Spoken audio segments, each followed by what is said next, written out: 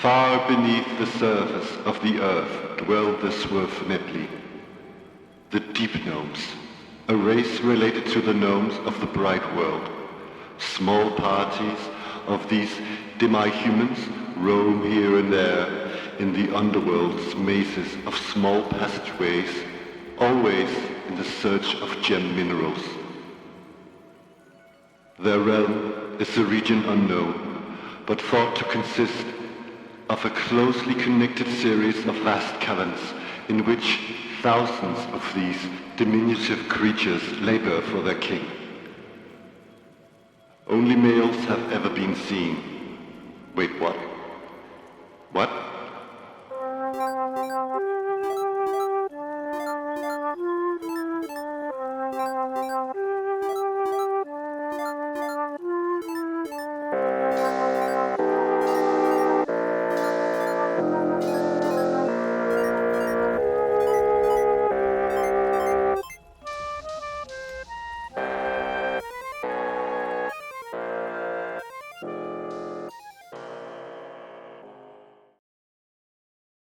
Hello, Casper here, back with episode 2 of Svirfneblin Gumse. Couple of things before we jump right into action. First thing is that, I guess a couple of more things, but I just want to say that I've been posting a bit on the Soloist Venture Discord server, and I'm really happy about the feedback from you guys and the people over on that Discord. So that of course makes me really happy that there's much love for Gumse over there. So thank you for that. And then and it also actually inspires me to keep on doing stuff that there's somebody who actually, I don't know, sees just once in a while, sees what it is I'm doing. That I have some sort of a decent audience. Okay, anyways, one thing that you didn't notice last time, because even though it was a bit on the long side, I did actually edit out a lot, and that was actually because I had trouble finding a really good Wandering Monsters list, because there's no, as I talked about in the first video, there's no real, at least that I know, good tables for sort of procedure play in the Underworld. Maybe there's something for 5e, I don't know. But again, if somebody knows of some supplement for the Underdark that would help me with that, that would be much appreciated. But something occurred to me, and that tells something about me when I looked through, let me get it up, my beloved Fiend Folio. And the thing is that, I don't know, even though I claim to call this my favorite monster manual or monster book, I apparently did not know it well enough, because it is even better than I thought. Because what exists on the very last pages of this book, besides this amazing picture? We got tables. Silly me did not even know that. Let me get this out for you and see how nice this is.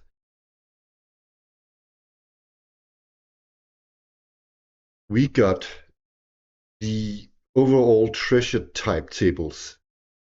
We get monster tables, dungeon random monster tables, monster level 1, and all the if you meet human sort of characters, the weapons they can drop, their magic weapons, monster level 2, monster level 3, monster level 4, 5, 6, 7, 8, 9, 10. And you know what? You know what? This is insane. This is even for areas, different sort of areas. Oh my god, it just keeps on going. It's insane. It's insane, I tell you. Different themed. And there's even an index. I did not know that either because it's not a PDF. I can just search for it. But what's even better is that all of the monsters of the Underdark are in these tables. So, I'm quite relieved. Very, very relieved. Now I don't have to fumble around. I won't be having these tables up. I will just let you know what I roll with once I use them because the letters are so tiny I need to zoom in. Just telling you they are there. And they're there in a abundance. Insane. Okay. Now this source book is even better. That's that. And what else? Oh yeah. Last time we ended off, and I'm quite close to getting to start the actual play now. Just a small recap. Just a small recap. We got a letter from Gumse's grandma Gimse, who's a retired adventurer. She's living close by a lake in the Great Caverns. And there's something amiss in the Great Cavern. Something is disturbing the nature there. And she wants me, not me, Gumse, to help her uncover what the devil is going on. So she writes, about that she's nervous about the environment and the wildlife, and she knows that Gumse has a soft spot for the environment and the wildlife. But she also writes that she is nervous for her old colleague, Ranger Deedledoo, who lives even further out in the woods at the lake, after the lake, on the other side of the lake, who's a bit older than her. And then she also writes that she has had another party in that retired group of adventurers, the illusionist Rumpelpot, who has all sorts of, as she writes, that he has all sorts of, he's dabbling with lots of gizmos and gadgets and magic, that he might have something that can help me look into what is going on at the lake. So she writes to us that that is the first thing we must pay Rumpelpot a visit and show him the letter and talk to him. So Gumse went out to visit Rumpelpot westwards towards the Great Caverns, and she came. There's this other path through a network of tunnels where she comes to this other great forest where he lives in, that is also connected to the lake area. And in this very secretive area of the forest, deep in the forest, Rumpelpot's cottage is, and she was looking and looking for it. She could not find it, and all of a sudden she was attacked by a giant bat, and it sucked her blood.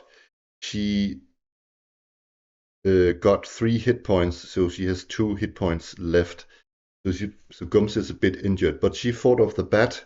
I did combat wrong. That's another thing. I forgot to roll initiative each round. But yeah, Gumse almost turned into Count Front Dracula from Sesame Street. She already looks a bit like him. That's so funny. And then she eventually found his cottage. It was high up in the mushroom forest in some tall mushrooms. or in a tall mushroom, she discovered that there were some rickety stairs or sort of these hammered in planks that she could climb up. And there she had a small conflict with a swarm of mosquitoes. And we are, of course, talking giant-sized mosquitoes, not the size of the giant bat, but still a plague. But she used her ability Blur, and I just played it that it helped her to get past the mosquitoes. And then she went up and knocked on Rumpelpot's door. And Rumpelpot opened the door, and we rolled a bit on Rumpelpot. And we know that he's a Svirfneblin. We know that he's called Rumpelpot. We know that he is a party member of grandmother's old party, adventuring party. We know that he's an illusionist, and I've written a bit down. We did not know that he is nervous. I know as a GM knows that he wants wealth. That is what he likes, wealth. I don't know why. Treasure. He's an old adventurer, they always want wealth. He has allies, and I'm thinking that is Grandma Gimse and Diddledoo. And maybe also that he's strong in his allies. Maybe he has allies with other here. We don't know, but that's his edge, so he's well connected. Then I, as a DM, knows that he's delusional. He looks like a techie. I rephrased that as he looks like an inventor type, or an inventor. And then he has lots of weapons. I have thought a bit about that, and I think that he's a collector. He's been collecting weapons over time. Some of it is just useless junk. Some of it is probably historical items, and some of it is probably even magic. I don't know yet. We'll see. So that is Rumpelpot. I'm going to keep him there for a while still, while we are at his cottage. But yeah, he opens the door. And I think he's sort of around the same size as Gumse, and she looks really beaten up. And blood is running from her from the fight. And I'm imagining that let's see. I think a couple of things. I think I want to roll the scene design table in Gum just to kickstart the scene. But I think he sort of I don't know. He looks nervously around, and maybe that's also why I roll. There's connection between I rolled that the cottage is safe. Maybe you can see all these sort of some of these weapons stationed outside, and I don't know why there's something in the woods, so he has all sorts of contraptions and traps and weapon, like almost like Home Alone, like so he's nervous from something. So when Gumse stands there, and he never gets a visit, right? So I think he, through his really thick glasses, looks almost like, because he's also nervous, almost past her. And then all of a sudden he pulls her in. But I want to roll on the scene design table. Let's hope he's not getting to be violent or something. I'm going to roll 17. Let's see about that.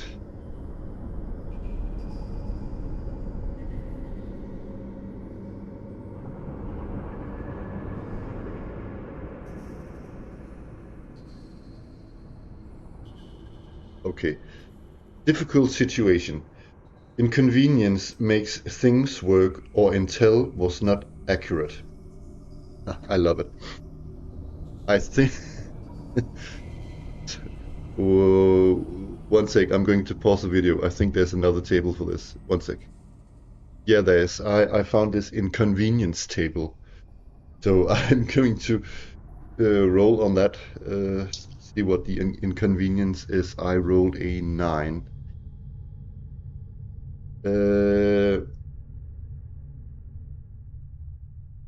It says something similar. It says change altered.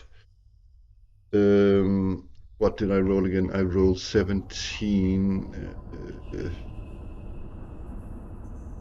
Intel was not accurate. Okay, maybe there's a reason. I'm going to roll a couple of things here. Maybe it's something that he tells us right away. So in this context, uh, uh, I think I'm going to roll on a action word, descriptor, and subject in this case, because let's see.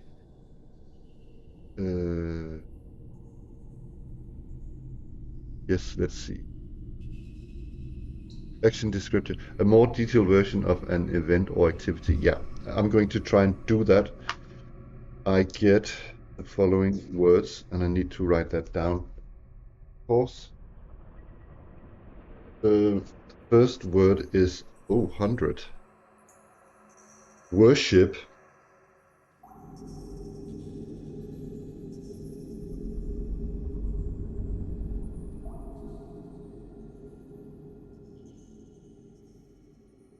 So scene 3, I think it is.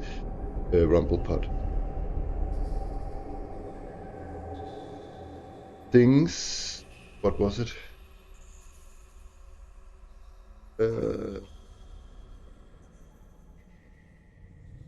Inconvenience makes things worse, or Intel was not accurate. Yeah, things. Intel was wrong. I'm going to write that. And then I rolled here on the inconvenience. I rolled a 9. Something has changed / altered. Okay, and I'm rolling on. I think it's something that Rumblepot tells me or shows me, or yeah, something. A scene is about to happen. He pulls us in. He's nervous, and he says, "Come in, you fool! Don't stand outside. It's dangerous out there." And then he slams the door.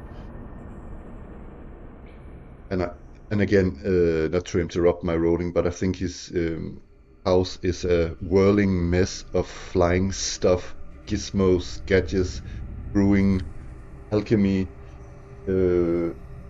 cauldron, even weird colors, smoke, everything, all the jazz. Okay, so let's 100. What was that again? There's so many tables here. I'm lost in the tables. Worship. Oh yeah. First word was worship. Temporary.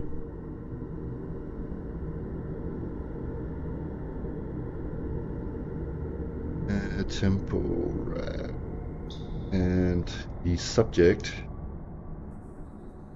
was all 44. Triumph.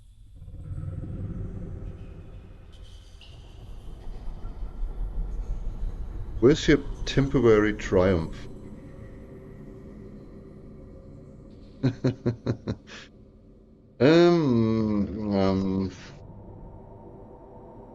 The intel was wrong. Something has changed.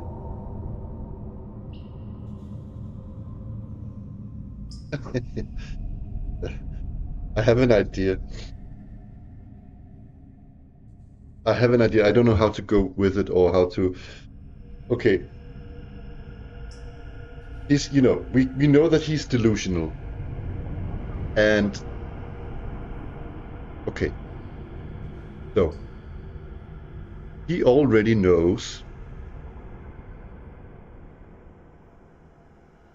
he already knows that what I think he already knows what's going on at the lake. And he's figured it out. He's not telling me exactly what it is. He knows that it's the assassin clerics of the Kuatoa who has put the fingerlings into the lake. A lot of fingerlings. Because they're, yeah. There's these really, really good waters with a lot of nutrition water and stuff. So they're hoping to grow this army or whatever it is they're trying to grow really fast. These children. But I think that he sees us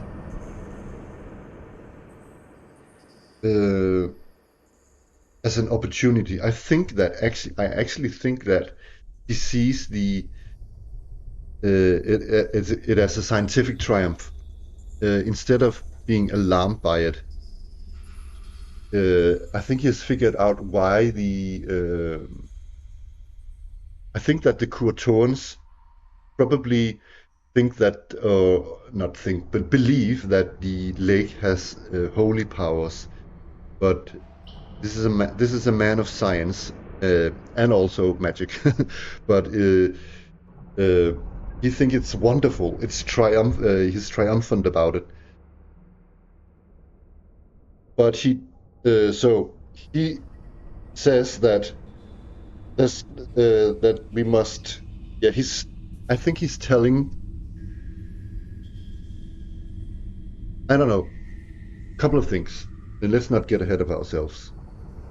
Uh, he, uh, he does not tell this right away because he don't know why.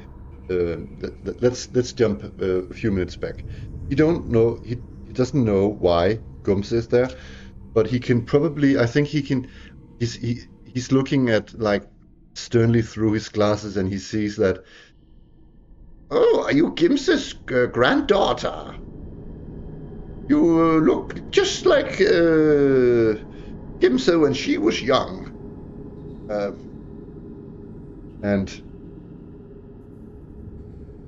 And then he looks suspicious and she's like, yeah, Gimse is my grandmother. Do you know her? And yes, and he says, yes, we go way back. And then he looks suspiciously at Gumse and he says, why are you at my door and why do you have blood everywhere? And he's getting suspicious, right? He's nervous. And I think that he sort of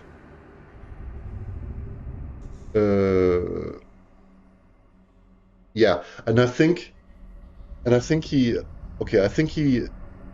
mm, maybe perhaps he offers her in, and then he wants her Gumse to talk, and Gumse is talking. She's just like she's a bit naive, and she's speaking out like, "Oh well, grandmother, Gimse, she sent me to you because there's something really wrong going on at the lake, in the Great Caverns. Something is disturbing the balance and whatnot."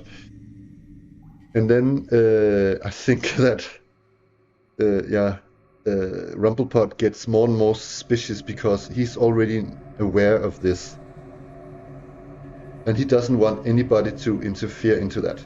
He wants it to happen. He wants to make more tests.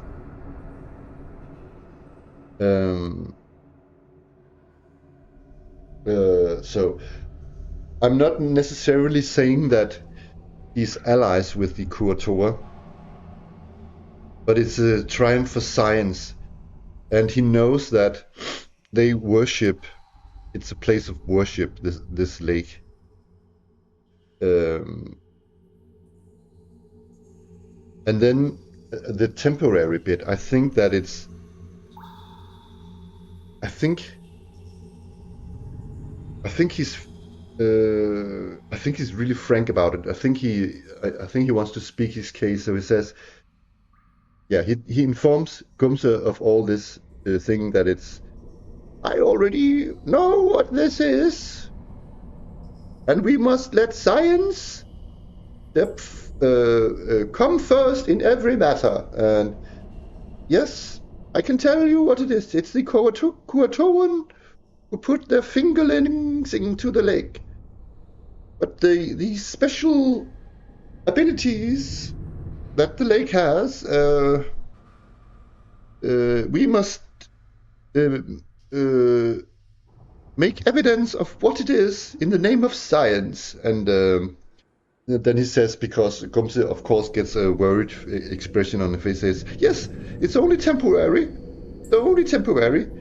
Um, yes, what we really must do is find a way to get the. After we are done making. After the. It's all, yes, we must of course find a way to get these small. Once the fingerlings start to become a problem, or maybe they don't have to be a problem. Maybe we can. And then he's beginning to talk about maybe we can uh, become allies with them. Maybe we can. And then he gets all these crazy ideas. I think he's just rambling, right? He's rambling like maybe it's a way for us to. I think he basically wants to see what happens. It's a bit like in Alien, like he's crazy. I don't. He don't. He don't. He can't even put it to words what it is he wants. He wants us to stay out of whatever is happening. Um, and then he says, "Don't say anything to Gimse. She will just interrupt this." And he gets really, really like almost like there's a sudden mood change. And I think his laboratory is even changing mood as he is. Um, that was worse. And then Gumse says,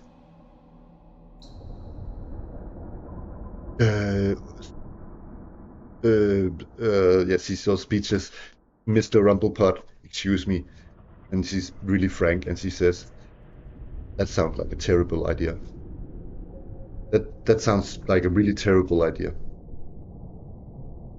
And he's past listening. He doesn't listen anymore, right? He's just like he's just off the rail. He's just and he's completely useless to what they should have used him for.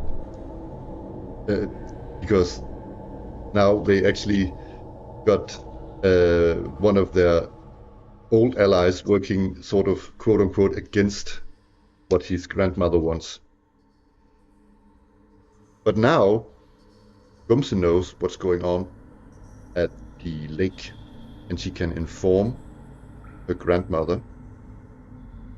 And yeah, but what we don't know is that um, has Diddle-Do in any way become? I mean, has the we don't know. I had a map somewhere in another notebook, but we don't know if uh, what the exact effect is on the environment around it. We still have to check that because we haven't looked into that, and we don't know because we in the letter grandmother wrote that she's worried about Beetledo, and then that must be because that she hasn't heard from him or something similar. We don't actually know yet. And I think actually that Gumse wants to go and tell the grandmother Gimse what has happened to or the intent of Rumplepot. But she's injured, and she looks around, and she can see that this is the home of an illusionist, and she asks Rumplepot hasn't he got anything that can help her fix her together? And I think that I want to roll that with an advantage, quote unquote. Um, um, let's see. She asks in character here. Uh, uh, Mumblepot, be quiet for a moment. I'm bleeding all over the place. Look at your floor. Uh, and yes, here we got. Go. Don't you have anything that can heal me up? Something, anything. I'm going to roll. 15. Yes, but.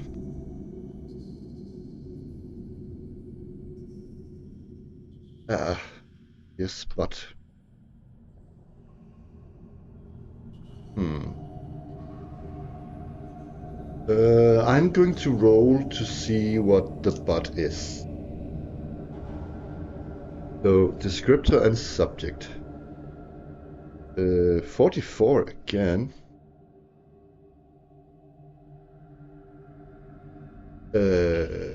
But on the descriptor this time. So, impossible is the first word. Second word is 95, which is impossible truth. Oh, shit. Yes, he has some sort of healing. What?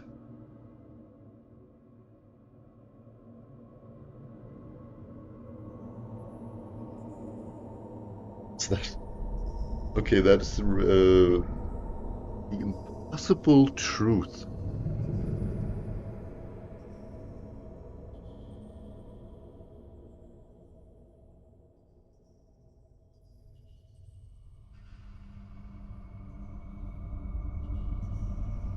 Okay, that is a huge word for just this. Uh,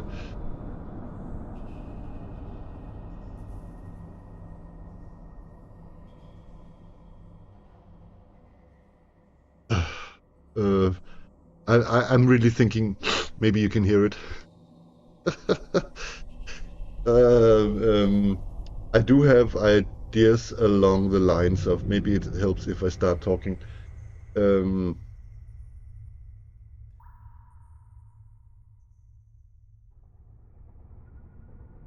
uh, uh, it, shit, man. Possible truth. Uh, Truth is impossible. But impossible truth. Yes, he has.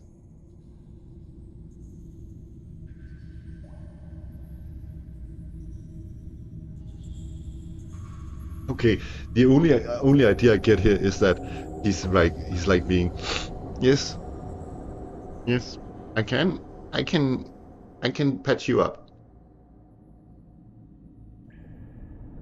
but only if you help me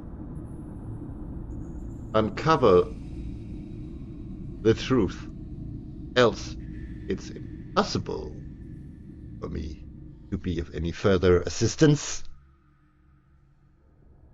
Dot dot dot. And Gumse just looks at him like, oh my god, an asshole. Okay, I have an idea. Um, so Gumse just wants to play along, and so she can because her vampiric bite wounds are starting to scratch and itch. um, but he's so. I think that Rumplepot is so delusional that he doesn't. He's suspicious that she's just lying. And he says, I I will make you a concoction, or whatever it's called, concoction of rare herbs that will fix you up right away. It tastes like shit though. Um, and I think he put some sort of truth serum, uh, my English, into it. And I think that yeah, he hands it to her in this sort of really weird flask. Goes over to his table and he puts this truth serum into it. And then he says, "Here, drink up now. We must celebrate that you are my assistant." So, and then as Gumse, she's about to take a sip and say to him, "Yes, I can be your assistant. Just give me the damn thing." Um, he asks her, "So, can I count on your truthfulness?" And then Gumse drinks the thing, and it tastes really like shit. And I think that it's versus a spell. I'm going to say I could make a saving throw versus poison or spell like spells. I don't know. Is it poison or spell? It's equally. It doesn't really matter actually. Yeah, it does actually because she's better versus poison. I don't know what to. I'm good. If I roll 1, 2, 3, it's poison. And 4, 5, 6, it's spells. It's spells. Like I only get +2 here. Okay, so so +2 to the roll. Oh my god.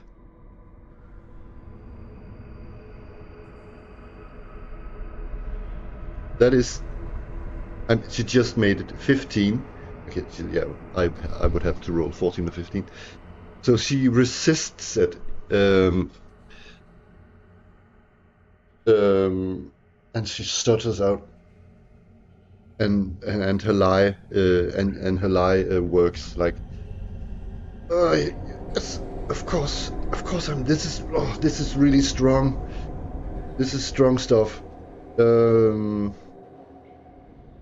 And how much is Gumse healed? Is 2 points. Oh, yeah. Is it a... How good is this?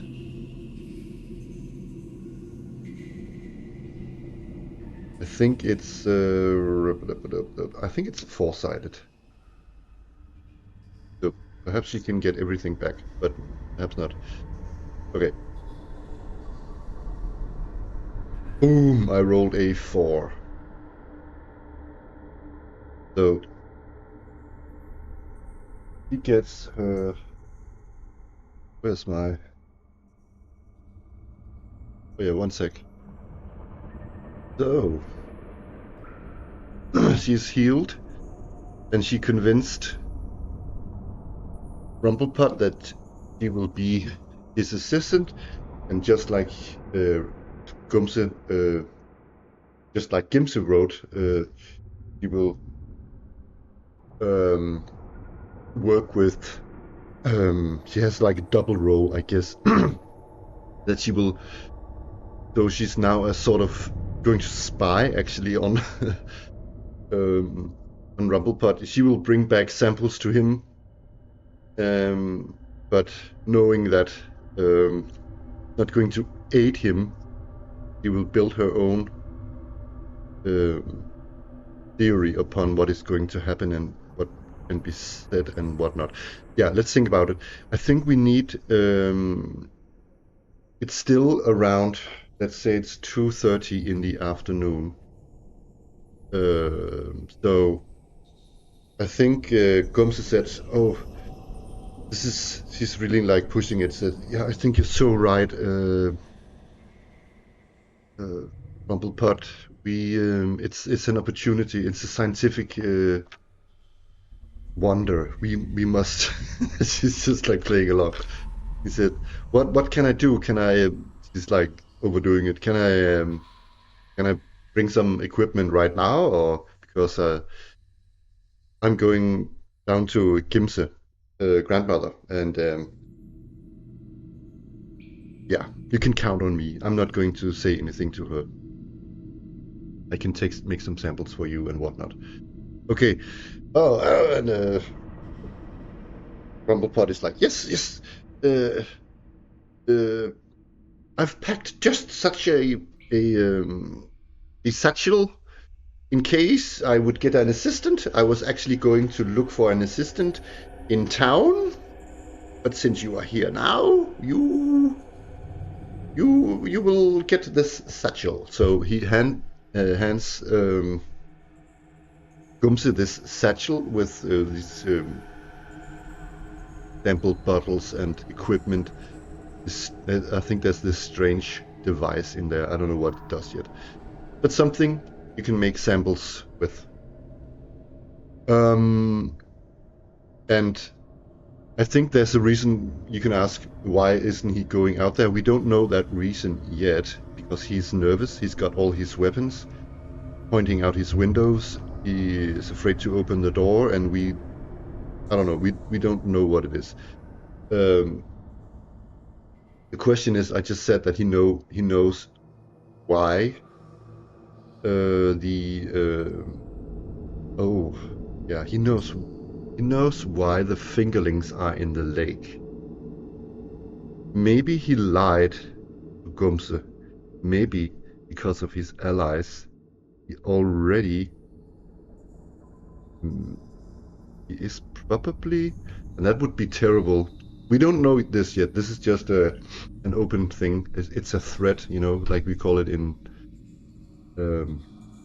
in Mythic. But perhaps he already made some sort of deal with the Kuatorns because of his allies perk there. Huh. Yeah, because I don't think he's really been outside in the real world for a long time. That's also why he's so delusional. Um, and then another thread I could look into would be why does oh yeah it's perhaps why does the Kuatoans know of um Rumblepot? It can be because you know they are sort of these rentners, these retired party members. Maybe there's some history that goes way back, and he's connected from earlier. Okay, so that's that. Gumse is all healed up, and she says farewell to Rumblepot, and he says, "Yes, come back with evidence. Truth must prevail." Um, so he sends her off, and uh, Gumse goes out on the sort of there's this sort of balcony thingy up there at the cottage, and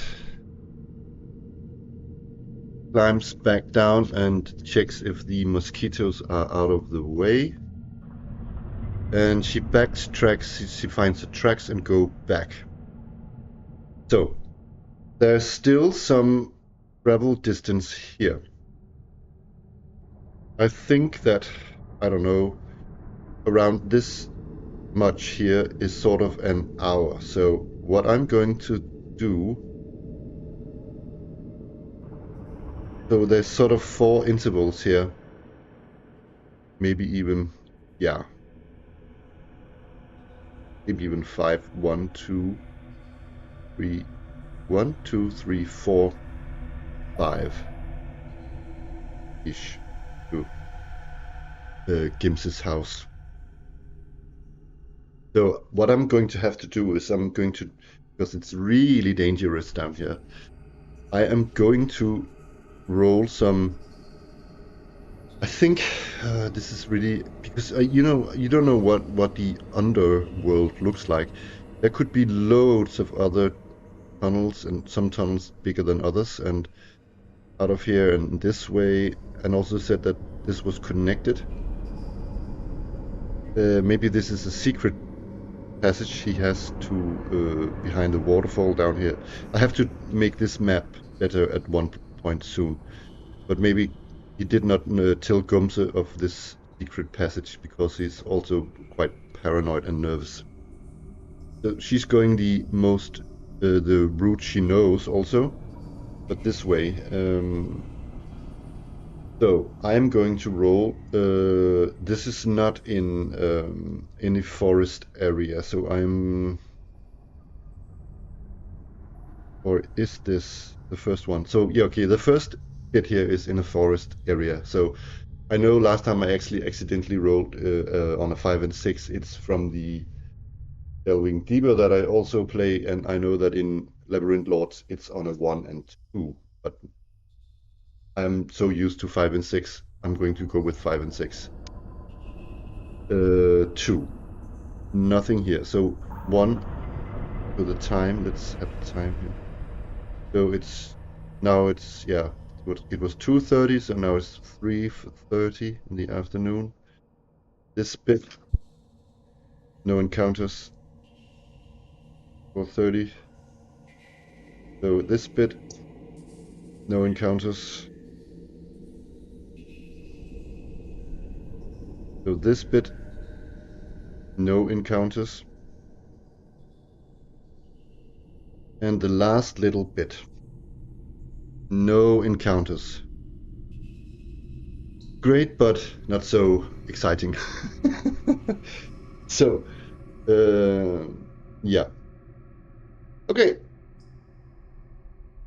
So I could, yeah. Let's do, okay. So this was just like following a road sort of. So now we come into the when I rolled the last die here. Now we come into what is called the Great Caverns. This space is enormous. I think these rivers are winding more than I drew them, but okay. So there's a river here that parts the woods. And the woods, I mean, again, of course, I mean mushroom forest. Okay, so comes in, and you must imagine that the lake is sort of, maybe I must draw this, but if I can. The lake is sort of, is it so far? I think the lake is so big that, and yeah, she can only see 120 feet. Yeah, the lake is not even for a Svirfneblin, the lake from here is not visible. Unless, of course, the glow-in-the-dark mushrooms, fluorescent, Uh, phosphorant. I keep forgetting what that is. One sec. What it's exactly called. Yeah, it's phosphorant. So there's a glow, and this glow, I think this glow is visible, and I think it even makes the water sparkle a bit. So it's perhaps some sort of visible. There's this pale white surface, sort of, which is the lake, and all these weird violet and pink colors, maybe even purple and gray um, colors of the different mushrooms. So I think it's semi-visible. Anyways, she comes into the great caverns, and all the sounds change because of this vast space. I'm going to roll the scene as she enters sort of the I know I rolled that there were no encounters. I can roll an encounter on this, so I'm going to, yeah, 14. So I will refer to the scene design table. A random event or interruption could affect plans. Each scene important. So event or interruption. So I have to roll on further table.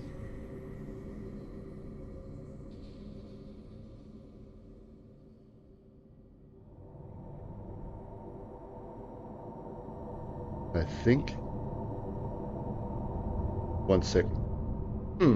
There's actually not anything specific for this, so I'm just going to refer to the Grand Oracle and roll some words. Where did I put my journal? So this is in fact scene 4-ish. Yeah, I did not count the travel as a scene. Maybe I should have. Uh, yeah, but then again, if I do that, all sorts of shit could happen. Scene 4. Okay. So, 89. I keep rolling high. Search. 52. Gnome. 37. Search. Gnome. Uh, oh, did I accidentally reroll? Was it 32, the last one? I think so. Uh, District.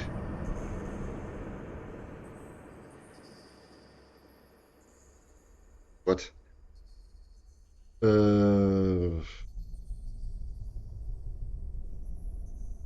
You know what? Scratch it. Scratch it all. The thing was that there was an event or interruption.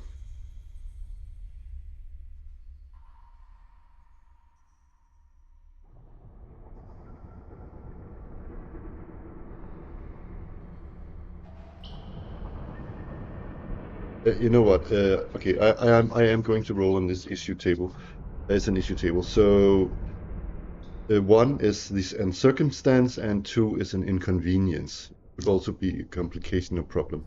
So maybe I should roll what it is. I'm going to roll a four-sided. So it's 3. It's a complication. I am going to do that. 12.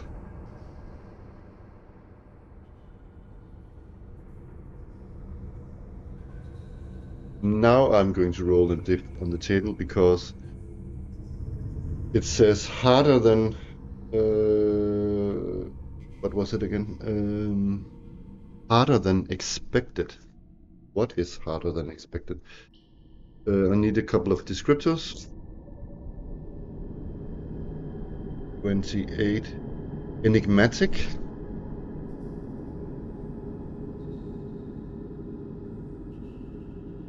Uh, 79.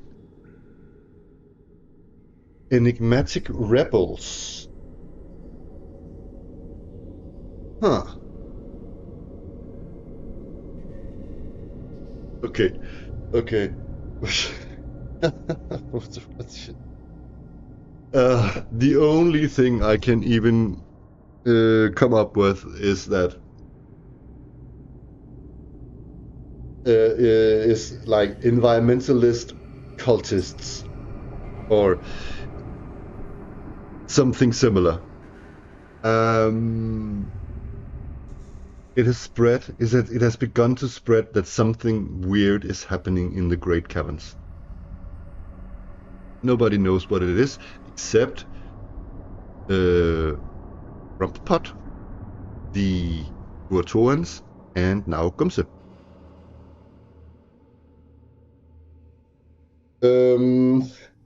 I think. Oh, what is going on here? I think, you know what? I think it's sort of these weird.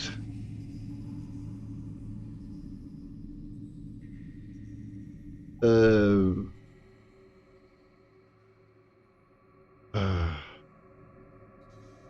this weird environmentalist uh, this faction is something we must come up with them.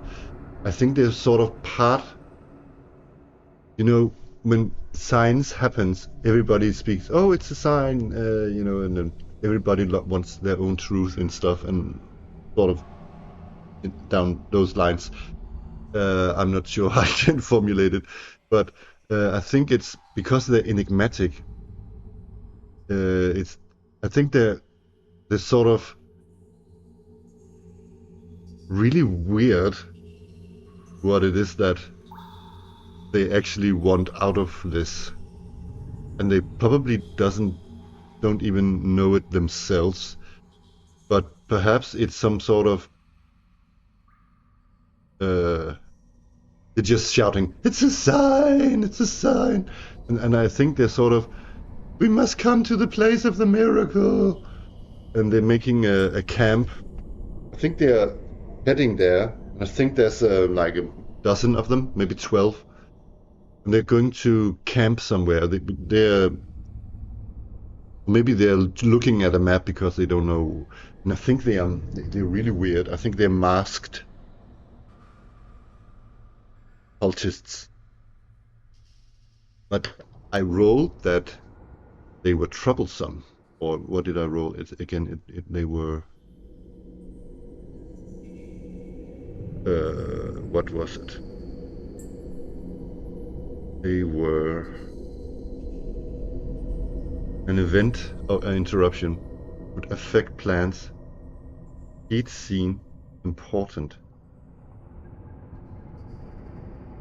Yeah, I'm thinking that, and that they were. Let's see.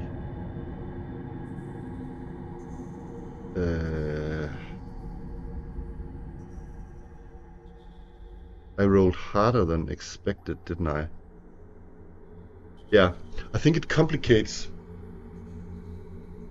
stuff because they're just, I don't know what their agenda is, but they're just like, like a stick in the wheel, sort of, to this whole thing. Because I think they can show up. I'm going to have them as a factor that can show up everywhere and be like a stick in the wheel.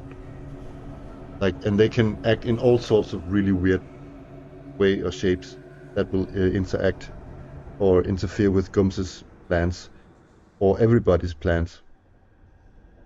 So that's just like this wild card. Okay, I need to write that down one sec.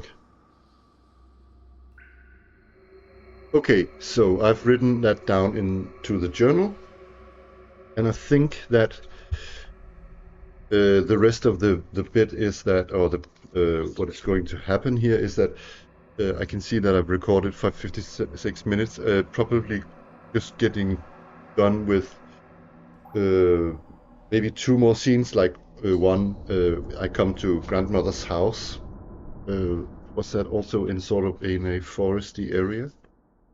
I think I wanted it to be that sort of maybe not so, in a more, yeah, it's a foresty area, but it's not so much, not such a dense forest. Um, but she comes to grandmother's house, and I think I need to roll the scene. Yeah, I've already put a picture of her up there. She doesn't have the exact same nose as Gumse, but anyway. Well, didn't I just roll that? Oh dear. Problematic location. Hazardous, dangerous, inconvenient place. What?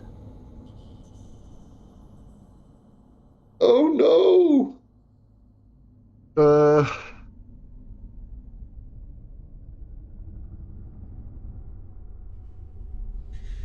shit. Uh,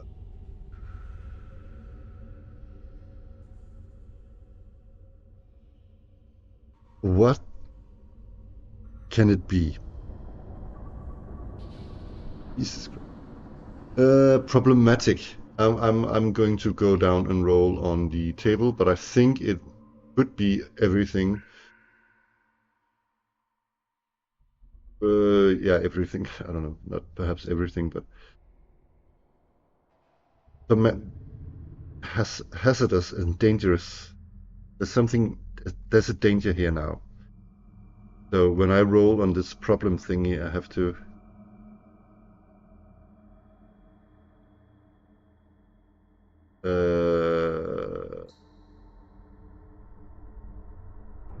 Was it problematic or was it complication?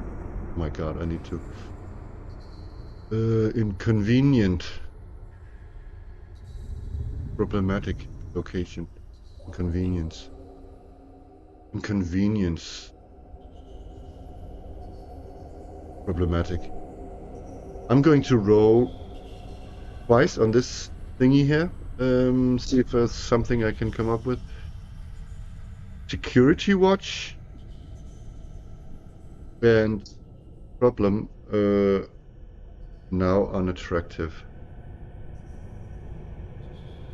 Ah,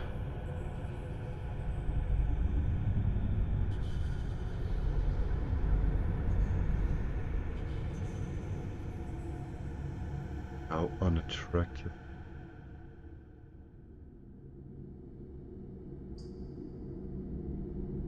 No, I'm just going to say inconvenience because that's enough. It's enough to deal with. And it was, what was it? It was Security Watch, wasn't it?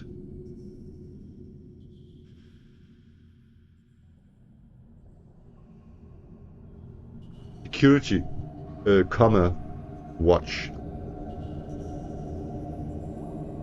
Okay, okay.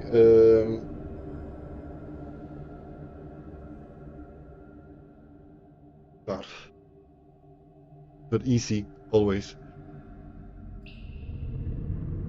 Um, yes, I don't think it's the drow or the drow or however you pronounce it. The thing is because the Svirfneblin and the drow has the worst ever relationship. Um, they are more or less mortal enemies, so I don't want to say that we want to step up the conflicts there right now, like putting in drows here, because that would make it. I mean, it could be, but I think I want to use the newfound um, tables. So I'm going to roll on the tables of Folio. Let's see. And I can roll. I'm going to roll a three-sided to see which level they has or hit die they have. That's two, so I'm going to roll on dungeon level two. Uh, and if I don't get a humanoid or something, a culture like civilized culture here, I'm going to re-roll it. Okay, I'm going to roll here.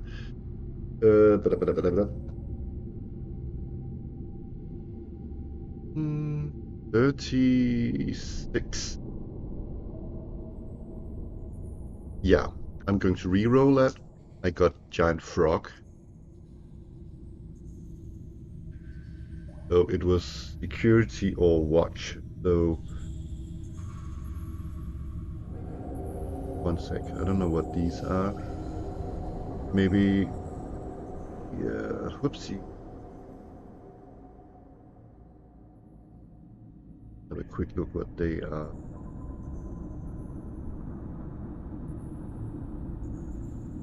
Uh,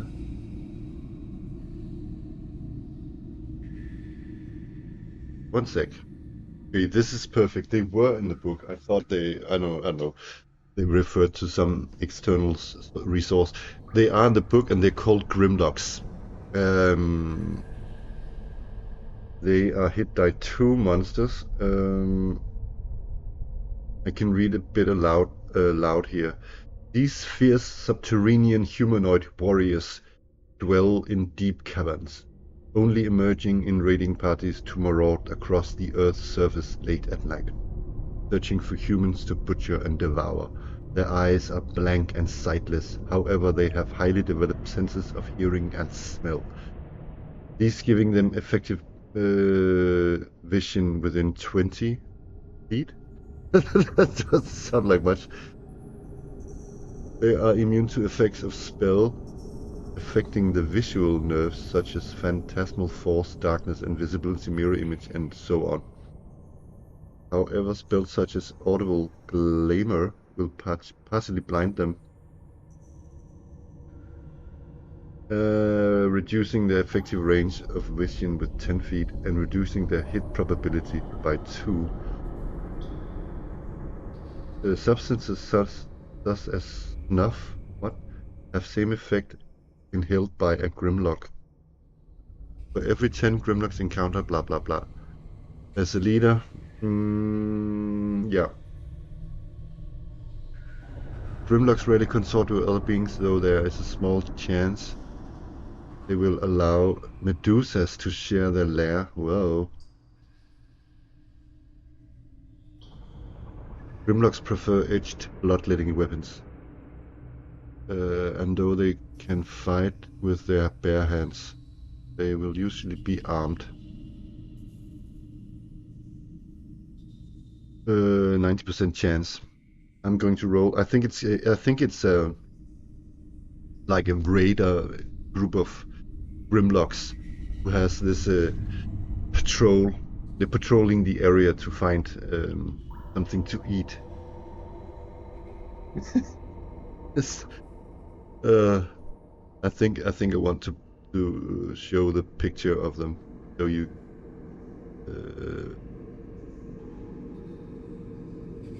Here we go. Those are the Grimlocks. Okay. So, I'm going to have to roll here. 90% chance that they have weapons. They have weapons.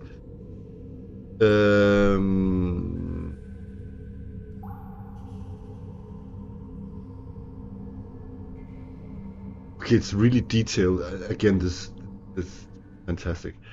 2% chance they are accompanied by mind flayers. Ooh. Yes. 1 to 2 mind flayers. I'm going to roll that.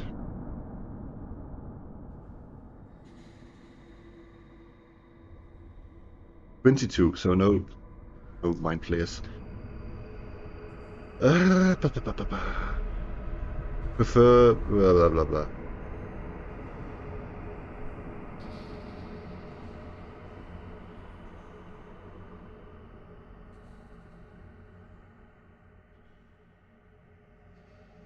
I'm going to pause the video and roll up their weapons because I can roll up their weapons here. That would be very funny, but it will take too long time. Okay. 1 sec. So I'm going to roll. The number appearing is 2d6. If I roll 10 or more, there's a leader with a two-handed sword. Or two-handed weapon, I should say. 7 Grimlocks. Oopsie. Yes. Okay, so the last bit of info about these Grimlocks is that they save as a 6th level fighter, and short description: powerful built humanoids with thick scaly gray skin. They are usually clad in dark rags. Their hair is long, black and usually unkempt. Their teeth are white and particularly sharp. So, what are they actually doing? I think they're trying to get into grandmother's house. That is what they're doing. And oh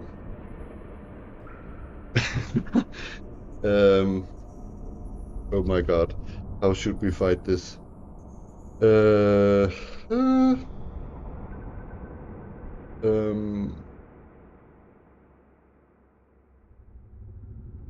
Perhaps this one is going to be on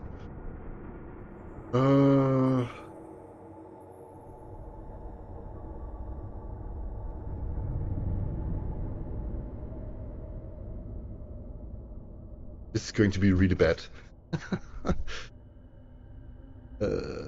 Okay, a couple of things. I think they haven't seen. They're so busy trying to get into the house. I think Grandma is here already fighting, or maybe she's just closed the door so they can't get in. I don't think that Grandmother Gimse has seen Gumse, so I think they're at the house, and I think that Gumse takes advantage of this and gets advantage and get a free round of shoot. That is what is going to happen here, and we'll take care of the situation afterwards. So first off, I'm going to say that this is simply a free round. He's stationary. He can get 2 shots off, and it's +3 total, and that is because it's close range and plus her dexterity. Or is it close range? In close range? You know what? We don't know. Let's say that it's actually not in close range, so in medium range. So it's only +2. So, here we go. She's going to fire, and then I'm going to randomly roll who she hits. I've rolled down which weapons they have. 19. That's definitely a hit. The first one. So let's roll an 8-sided reroll if I roll an 8. Number 4. Let's roll his hit points. Oh, we already know, because we're using his hit die. So, and they are definitely outnumbering, or have more hit die than Gumse has. One other slight mistake I made last time was that I got the bat down to 1 hit point, and I should have put my Frey die away when we are equal. I forgot that. Silly me. Here we go. Gimse's first shot. An arrow comes flying. 6. That is 2 points of damage. She kills one. Suck. One goes down. And 10 misses. And actually, another way to figure out if I hit is that it's a really easy one. If I add his armor of 5 to this, it's 13 plus 2, it's 17. I need to roll higher than his current here. So if I rolled over 18, it was a hit. So that's another way to count it. That's a miss, unfortunately. But now they have seen me, but they cannot reach me because of the range. And only move half their movement. But it doesn't even matter because now we are rolling initiative. Gumse is the transparent die. Well, that is reroll. I reroll that. Okay, Gumse wins initiative. So he's going to fire arrows again. They're medium range. They will not be able to get to her. Okay, she's going to fire. Let's just roll 2 dice at once. Hit. 13 plus 5, that's 18, so that's a hit. Right? Take it here. Armor class 5. Yes, exactly. So that's a hit. Which one of them is it? Number 6, this one. Damage. 9. It's 2 points of damage. I killed another one. Chug, chug. And I have 16 arrows left. So in their turn, they cannot reach me. They are storming towards me, and they only have melee weapons. So next round, initiative. I win initiative again. So I get shots off before they come to me. And I can always drop my weapon down. So I get 2 shots more in. Oops, that's a crit. But a crit in this game is not so much. It's only they recommend that it's just +1 or no, nothing. It could also mean an advantage. So I'm going to say it's +1 to damage roll. And which one is it? Number 1. It's all the one who has hand axes. So 10, 11. And that's 4 points. So what happens now is actually that I can... So it's 1, but because there is more hit die left, it goes to the next target if I have enough damage points. So 1 more goes down actually. Number... How many are they now? 1, 2, 3, 4. Oh. 1, 2, 3. This one. How much? Yeah, 2 damage. So he goes down as well. They are 1, 2, 3 left. So now they're actually going to have to roll morale to not run away. 9, that's actually high. I'm using delving deeper morale, so high is better. So they are staying, and it's their turn. So 3 of them attack me.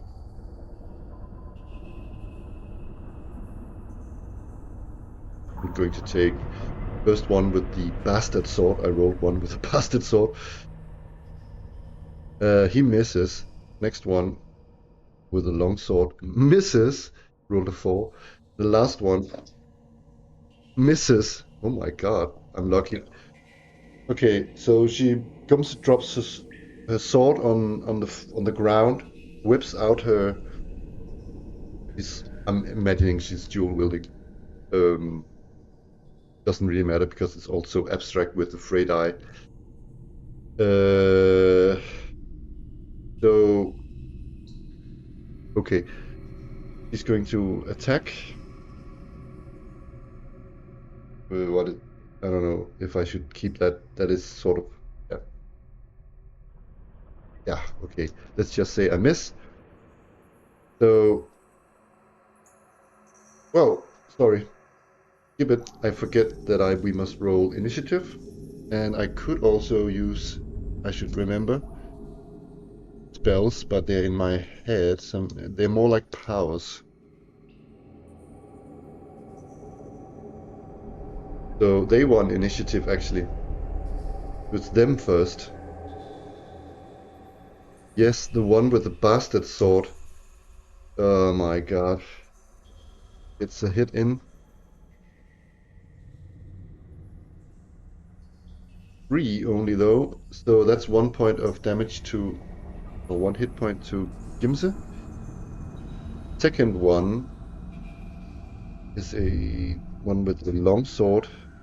Misses, and there's a chance that he drops his weapon. He does not. Last one misses. So now it's me. I lost the initiative. That's a miss. So initiative. They won initiative. Hit. +1 damage, and it's the guy with the bastard sword. 5, 6. So that's 2 point of damage to hit. She's up to 3 again. That's bad. That is actually really, really bad. Last one misses. Okay, so now it's Gumse. I think I should have stated before, but it's not like a spell, it's more like a power. But Guess I should have stated that I can use the power. Yeah, she's going to hit next round. She's going to use the power of blindness. I can make one permanent blind. That's so insane. Oh, yeah. So it's Gumse. Come on, Gumse. Shit. +1, 11. That's a miss, unfortunately. So now it's initiative. I'm going to say I use the power I cast, or use the power of blindness. Who wins initiative? Gumse does. She holds up her hand and says, I don't know what she says. Blindness! And she casts like this. I'm picturing this glittering dust into his head out of her palm. And he's permanently blinded. What is that? I think that he has -4, but I think he's going to do a morale check right away. Because that's not so good. Yeah. He tries to stagger off when it's his turn. And it is their turn because Gumse just used the power of blindness. And which one of them was it? Whoops, wrong one. There are only 3 left, right? Yeah, so it's the one. It was the one with the bastard sauce. He buggers off. Ah, I'm blind. I can't see. Does that affect the morale of the others? I'm going to ask the Oracle. Yes, they're also going to do a morale roll. Because I think it's when they lose a... Oopsie. Okay, they're staying. So, it's their turn. So, miss. And they're 2, so it's 12. And they attack as a fighter, so that is 13. That's exactly a hit. What?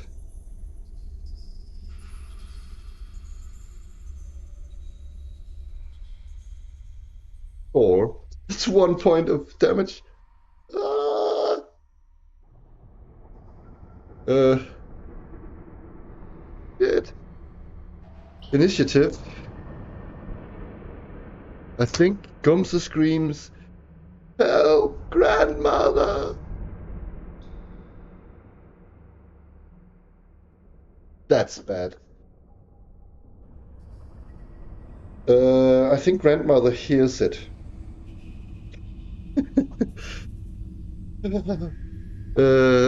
It's the and she okay.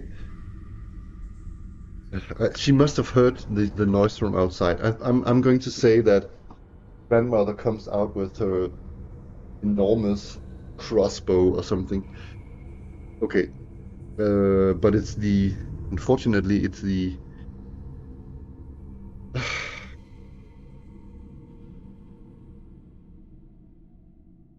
miss and miss. Woo! So it's Gumse's turn, and then I'm going to say, yeah, okay. She's loading the crossbow. Okay, so grandmother is not going to have normally would have been missile weapons first, but she's loading the crossbow.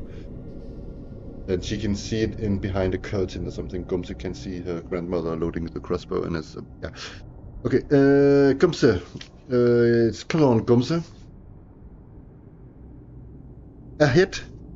Come on. So they still have more hit die than Gumse has. So come on. Roll high. 9.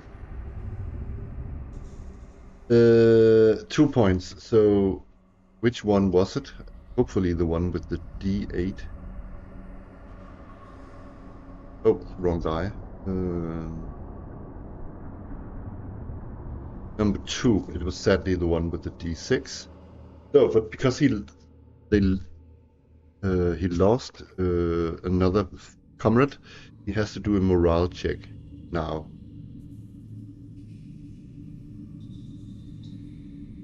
Yeah, he makes it. Initiative. Reroll. We win. So it's grandmother first, and she has like this really hefty, I think I imagine almost this obelisk crossbow. Let's see what is a big weapon in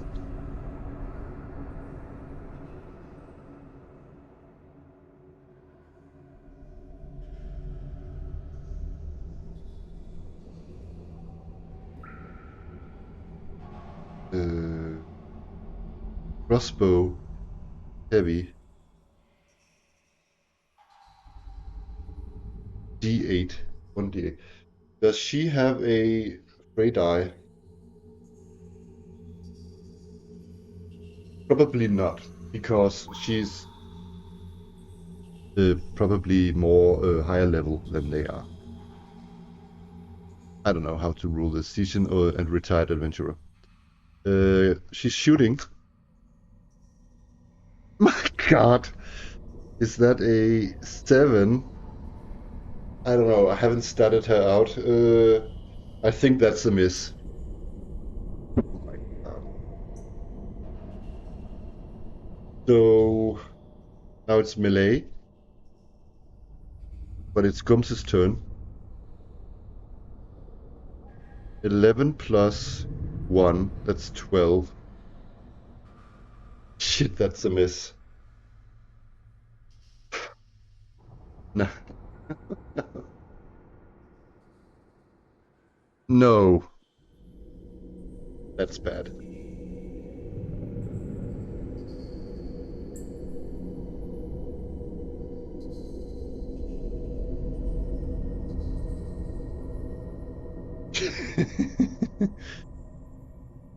You know what? I'm not going to say that Gumse can't die, but ugh.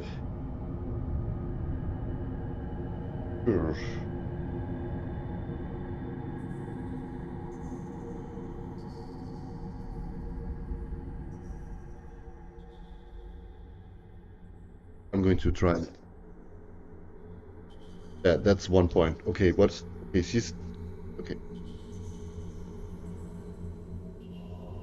Okay, Gumse goes down, and I think that is a problem, with these narrative games that you can lose your character. I could, of course, just play on with Grandma Gimse, but I will allow. I can always keep pushing it. I will allow Grandmother a last shot, but again, what if that misses?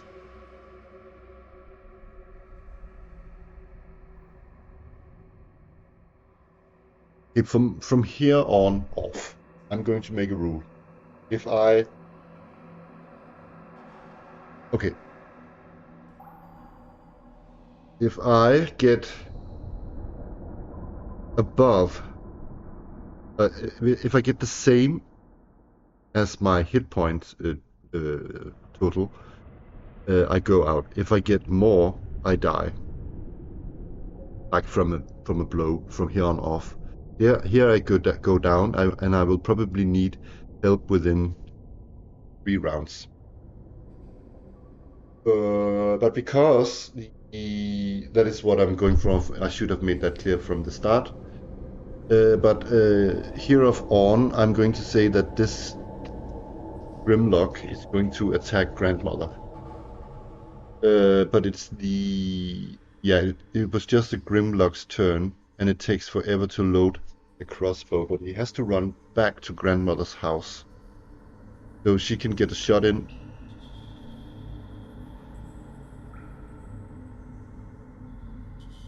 Question is, how much plus does she have? She's standing still. She's using the window frame or the window sill as a to hold the. She is probably also really good with a crossbow. I don't know. I should have statted her out. She's +3 like Gumse because crossbows can shoot really long in short distance. I'm going to say that that's a hit.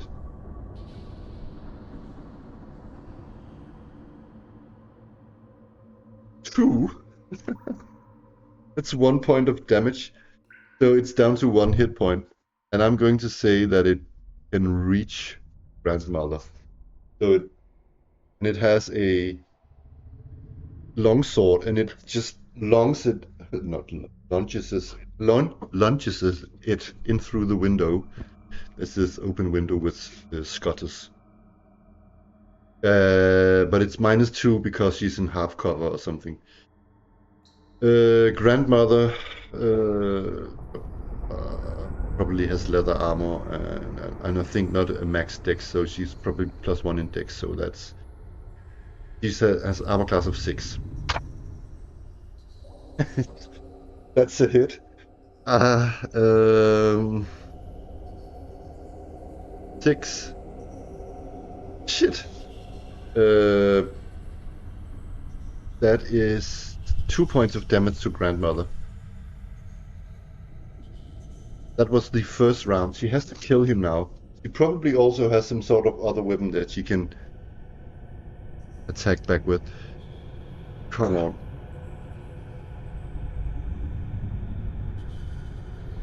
Oh, whoa, whoa, wait. I'm too fast.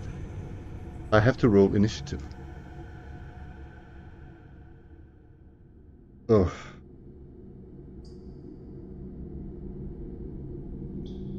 You know what? I think Grandmother, I know I'm helping my hero here, has some sort of dog or pet. That is why Gumse. Uh, this is a really silly story. Gumse has. That might be really old. Maybe, yeah. I think that Grandma Gimse has a really cute, huge dog, and she calls for it to help. Calls out her name, and while Gumse is sort of disappearing in and out of consciousness, you can hear, and we should find a name for it, the dog bark, and all her life is passing through before her eyes, and memories of her childhood at the lake and everything. uh, and initiative roll. Oh my god. So we are now on the second round here, and it's the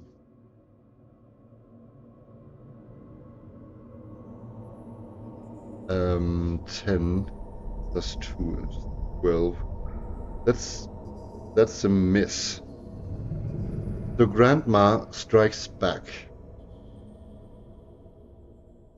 She misses. The dog comes running out really fast. Old dog. And it's one of those dogs, like a Saint Bernardin or Saint Bernard or whatever they're called, with this uh,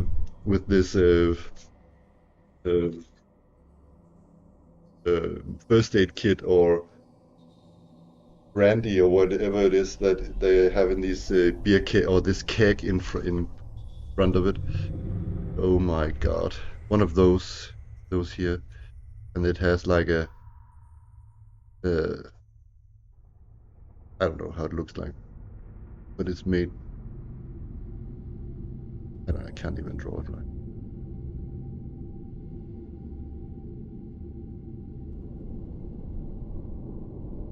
Like a faucet here and a handle up here, and you can turn that and something healing comes out. and this is the dog collar. Rip. Last round. Maybe it also, yeah.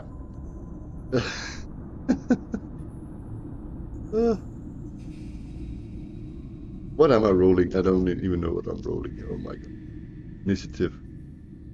My god. Um,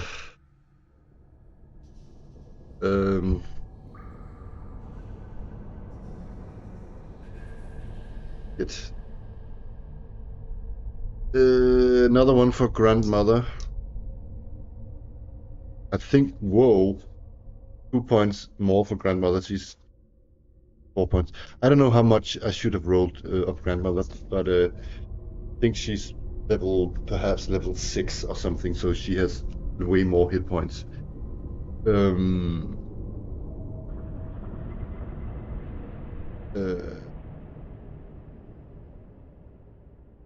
So now he needs to strike back. That's a hit. What is she attacking with? I don't even know. Short sword, perhaps. So 2. That's 1 point of damage. He's also dead. Okay.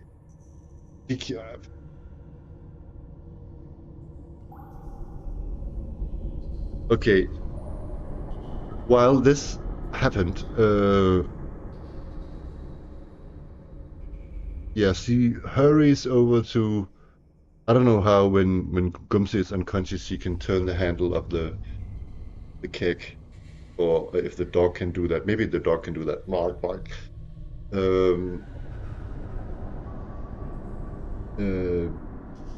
And this healing, I think it's healing drought in some sense, but I think it just gets Gumse back up to on her feet. Not on her feet, but alive.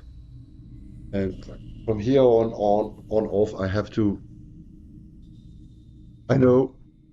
I could also do another thing. I could like take like 3 Mario lives and have like 3 times I can